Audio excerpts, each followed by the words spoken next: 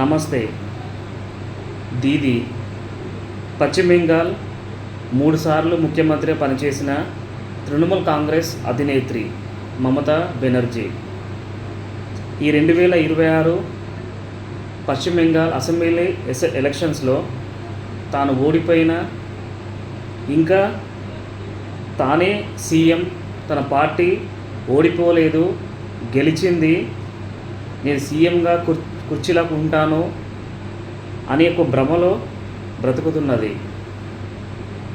తను ఒక అనుభవమైన రాజకీయ నాయకురాలు, అనుభవమైన ఒక ముఖ్యమంత్రి అయి ఉండి ఈ పిచ్చి ప్రేలాపనలు, పిచ్చి కలలు కంటుంది.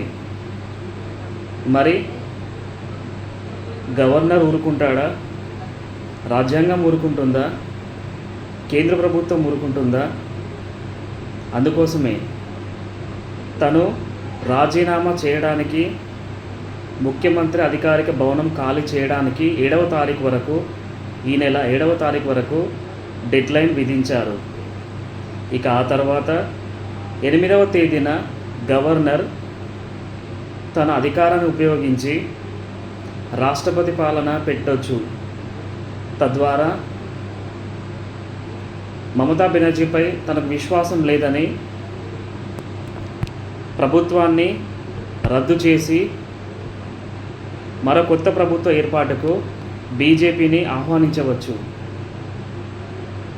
మమతా బెనర్జీ ఎంత మొండికేసినా రాజ్యాంగం అనేది ఒకటి ఉంది.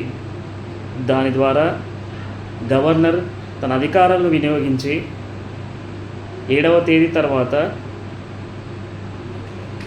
మొండికేస్తున్న మమతా బెనర్జీని పక్కన పెట్టేసి బీజేపీని గవర్నమెంట్ ఫామ్ చేయడానికి ఆహ్వానించడం జరుగుతుంది. నమస్తే.